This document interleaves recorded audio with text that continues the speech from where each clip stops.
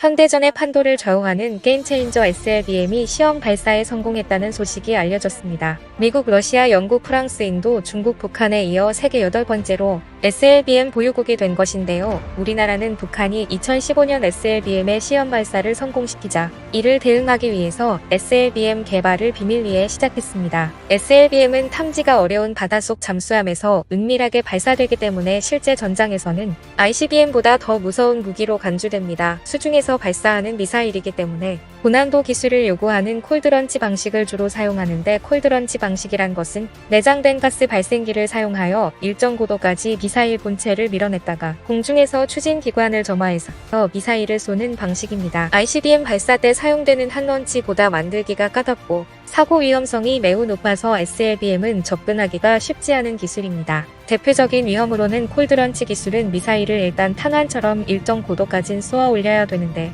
이 과정에서 미사일이 발사대에 걸려 제대로 발사되지 않는다면 발사대는 물론 잠수함 전체가 폭발할 위험성이 있고, 반대로 미사일이 일정 고도까지 사출된 이후에 2차 정화에 실패한다면 그대로 잠수함으로 추락해버리는 위험성도 함께 안고 있어서 정밀한 핸들링이 필요하고 고도의 기술이 필요하기 때문에 미국, 중국, 러시아도 성공하기까지는 비밀리에 진행했는데, 우리나라도 한국형 SLBM을 몇 년 전부터 비밀리에 개발해왔고 진행 중에 있습니다. 한국형 SLBM은 지대지 탄도미사일인 현무투비를 개조 발전시킨 것으로 알려졌는데, 현무투비가 최대 사거리 500km, 탄두 중량 1톤으로 지하 깊숙이 숨겨진 지하 벙커를 파괴하는 벙커버스터 탄도미사일인데, 이것을 개량 발전시킨 국산 신형 탄도미사일 현무사-4로 시험 발사한 것입니다. 국방과학연구소가 개발한 현무사 신형 탄도미사일은 최대 사거리 800km를 300에서 500km로 줄일 경우 탄도 중량을 4에서 5톤 이상으로 늘릴 수 있어서 파괴력은 대단합니다. 현무사 단 한 발로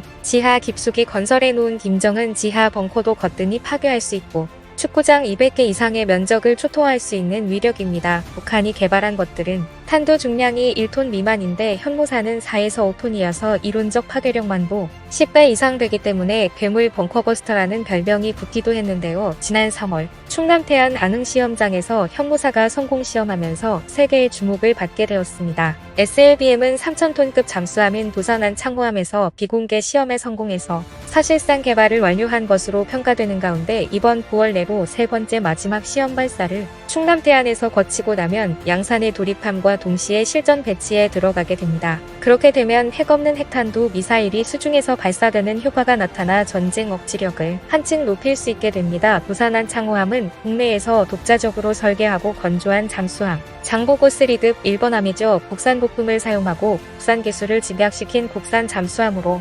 아시아에서는 4번째이고 세계에서는 10번째 국산 잠수함인 셈인데요. 2012년 방사청이 대우조선해양과 계약을 체결하고 2018년에 완성한 국내 최초의 중형급 잠수함입니다. 이 잠수함에는 공기부류 추진체계에 고성능 연료전지를 적용해서 연속 자막 능력이 20일 정도나 되어 기존 잠수함보다 20% 정도 능력이 향상되었는데요. 공기부류 추진체계라는 것은 수중에서 외부 공기의 흡입 없이 전기를 발생시켜 추진하는 체계로 잠수함 내에 저장된 산소와 연료를 사용하여 수중에서 축전지 충전과 추진에 필요한 전원 공급으로 추진하는 시스템입니다. 국산 SLBM은 현무투비 탄도미사일을 개조한 것이라 했기 때문에 이번에 발사된 건 현무사-4로 인해 한국의 해군력이 얼마나 강력해졌는지 가늠이 안 될 정도입니다. 이제 다음 단계로는 원자력 추진 잠수함이 필요할 것인데, 소형 원자로와 우라늄을 연료로 사용하는 핵잠수함은 이론상 무한정 잠수가 가능하기 때문에 세계 어느 바닷속에서도 장기간 잠행이 가능하고 잠수함에서 수직 발사 가능한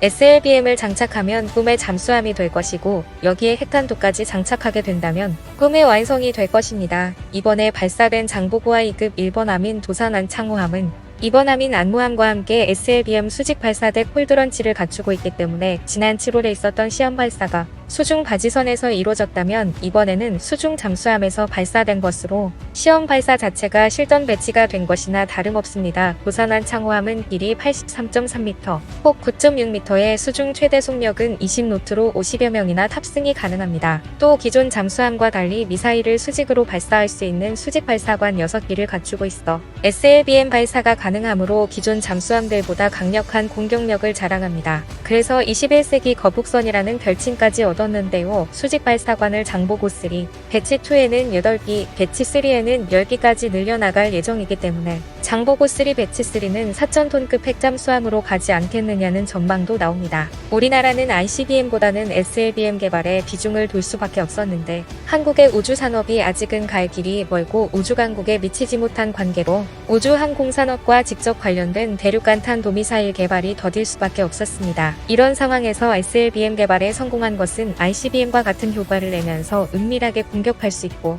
이동이 가능해서 전 세계를 타켓으로 할 수 있는 이점이 있다고 할 수 있겠습니다. 우리 현무사 미사일과 SLBM 발사 성공은 북한을 넘어 일본, 중국까지 언제든지 위협할 수 있어서 중국의 뒷덜미를 시원케 할 것입니다. 이웃나라 신무기 개발은 신나는 일이 아니지요. 이 시간 일본도 한국 SLBM 성공 소식에 좌불안석일 텐데 우리가 나서서 위로해줘야 싶네요. 감사합니다. 세상